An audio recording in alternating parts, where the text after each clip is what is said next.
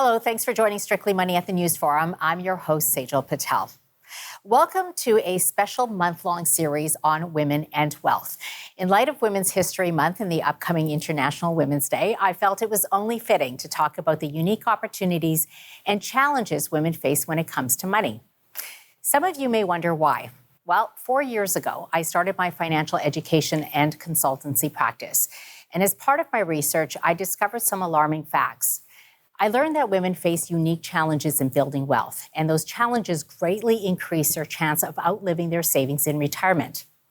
I learned that women continue to feel misunderstood by the financial industry. And I learned that women undeniably are more financially stressed than men. Women control more than 30% of the global wealth and are creating it at a faster rate than at any time in history. Addressing the gender wealth gap is no longer an option. It's imperative.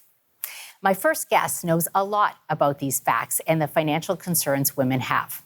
Richa Arora is Senior Family Advisor at KPMG's Family Office, and she joins me now. Richa, great to have you on.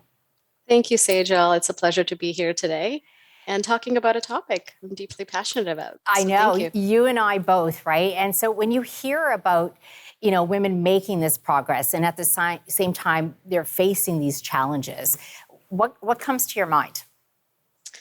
I think, first of all, the fact that there will be a shift in influence, and it's exciting to know that women will be the new face of wealth. Thinking about, the research study that you just talked about, with women controlling more than a third of countries' wealth by 2028, the numbers paint a picture of greater power and control that will be in the hands of women.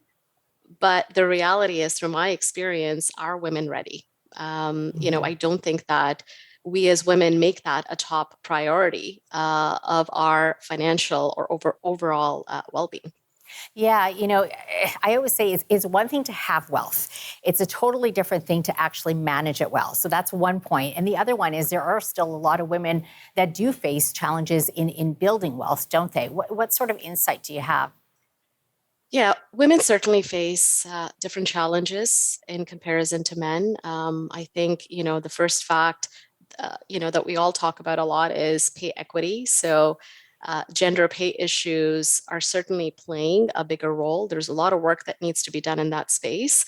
Women outlive men, so I think stats say by 5 years or more, women tend to outlive their spouses, which means that they need greater planning for life emergencies and also post-retirement.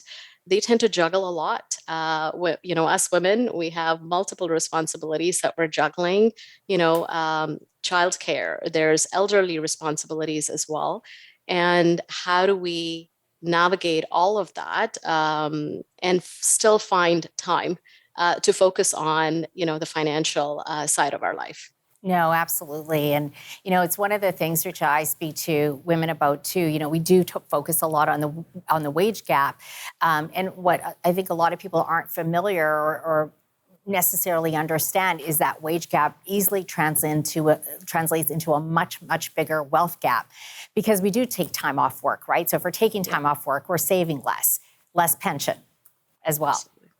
Yeah. And stats say women tend to save about 30 to 40% less than men. And, just contrasting that to what the future holds, World Economic Forum goes into a study that talks about that women in retirement, will be 1.5 times more likely to live in poverty compared to men. Like, those are some scary stats. And, there needs to be a societal shift. But I also think as women, we need to challenge ourselves and, overcome some of our own sort of self-biases in terms of the fears around money. Yeah, absolutely. Richa, we only have about 30 seconds to commercial break. How much do you think the COVID situation has changed and the impact that's had on the financial wealth of women, health of women? I think the big thing to note is about 20,000 women just between February and October 2020 exited the workforce, just purely, because they couldn't balance childcare.